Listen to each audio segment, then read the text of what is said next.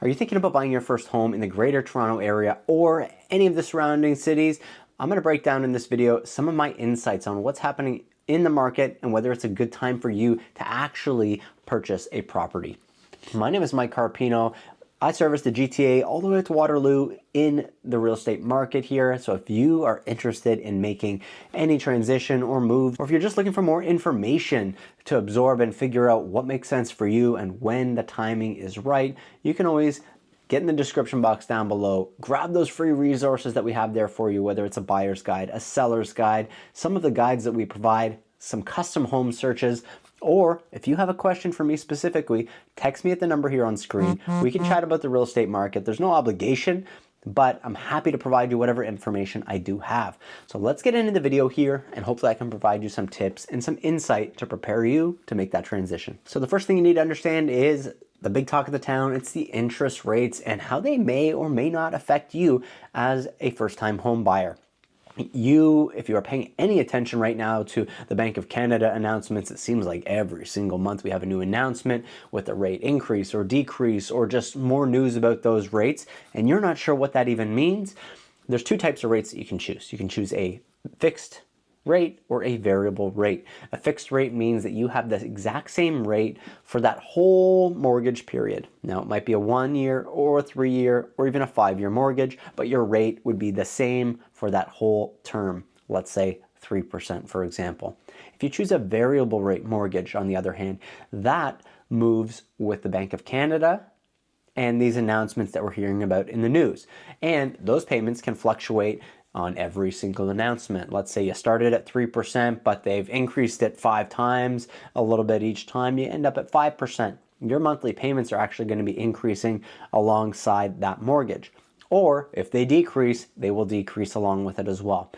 If you know anybody who has a variable rate mortgage, I myself do, we've been through a lot of pain, and now we're getting a little bit of relief at the moment as the rates are coming down. Now, it ultimately depends on you as the home buyer, depending on if you wanted to go with a variable or a fixed rate. Me, myself, working for commission, I don't have a steady month payment structure, so I was willing to take that risk and go with variable. Didn't pan out this time around, but I don't have stability in my bank account, so I am okay seeing a different mortgage payment all the time. For you, if you have a salary, you're probably going to prefer a fixed rate because you have the same payment coming in for your work, you have the same thing going out for your mortgage. Gives you a little bit more stability, a little bit more comfort on what those payments actually look like month to month. Second thing you want to consider if you are looking to buy your first home is the home market and what the trends actually look like at that time. So let's say right now, current trend is there are a lot of condos on the market and they're not moving. When I say not moving, it means that they're taking a lot longer to sell than they have been traditionally in the past, especially the last 24 months, condos are very sluggish. So if you are looking to buy a condo, that means it's a great time for you to buy one. Anybody who's selling a condo has had to deal with a little bit of pain here. They're seeing prices slightly drop, but they're also having to negotiate a little bit more to get a deal done. So if you want to buy a condo in today's real estate market, the trend is in your favor to get something that's a little bit more of a deal than it has been in the past because some of the sellers just really need to get rid of their properties at the moment. The third thing we want to consider is some of these home buyer incentives that the government has out there. So you do have to pay a land transfer tax, which is part of your fees when you are buying your first property. You get a government rebate of $4,000 when you are buying your first property. If you're buying it in Toronto, you get a little bit more of a rebate because we pay double land transfer tax with the Toronto postal code.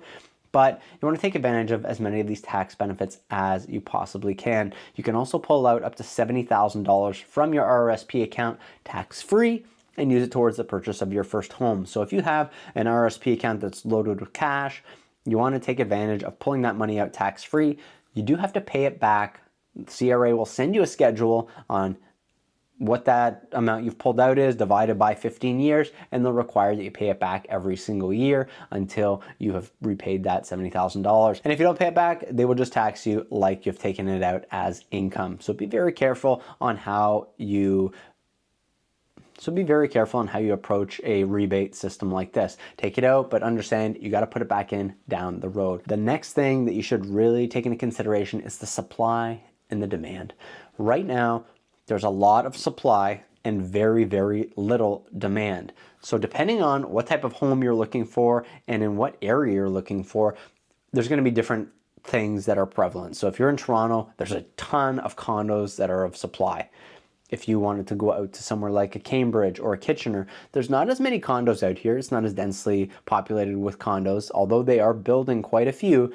But you're going to find more selection when it comes to a townhouse variety. You're going to get more detached homes. And the demand out here is not as high for those because less people are now leaving Toronto or the GTA and moving to Waterloo because the housing prices are not as crazy as they were back in 2021 in the GTA. So some people are still leaving Toronto, but they're staying closer to Toronto. So they're going to a Brampton, a Mississauga, maybe a Milton, maybe an Oakville, instead of going all the way out to the Waterloo region, for example. So understanding the supply and the demand in each region will help you determine where you want to be, but also what area makes sense for you, depending on the type of house that you're hoping to get into. Now, the final question I have for you is 2024 the right time for you to get into the market? Only you can ultimately answer that question. You may think it's not the right time. Even if I think it's a great opportunity for you, you're the only one who can make this final decision. Don't involve too many people in getting the answer here as well, because the more cooks in the kitchen, the less quality of an answer you're going to get yourself. You're just going to confuse yourself at the end of the day if you have too many people chiming in from all around you, giving you little bits of information. So what I suggest is you look at your numbers, you look at your goals long term, and you figure out what makes sense to you. You take the pros, you take the cons, you look at the big picture of everything. Maybe you don't want to pull the trigger in the next couple months, but in the next 12 months, you really want to get into the real estate market. If a deal or an opportunity presents itself a little bit sooner than you're hoping, will you be ready to make that transition? Will you be ready with the cash in hand to actually purchase your first property? This is up to you. This is a question that you might have the answer to, or you might need to talk it out with somebody. Talk it out with a real estate agent, a financial advisor, maybe somebody who's really close to you, like a parent or your spouse. If you wanted to discuss with somebody like myself, you can always text me at the number here on screen. We can chat about it. I can kind of give you my advice on what the market is currently doing. I can give you the pros and the cons, and I am a very neutral party. I do not want to put you in a bad investment if I can help it. And if I can, let you know if something's a really good investment, I will suggest that the timing might be right for you based on your specific situation. At the end of the day, you are the ultimate deciding factor. And if your finances line up, it might just be the right time for you. And if you want more information about the Greater Toronto Area real estate market, you can reach out to me at any time. In the description box down below, you can book a one-on-one consultation call with me.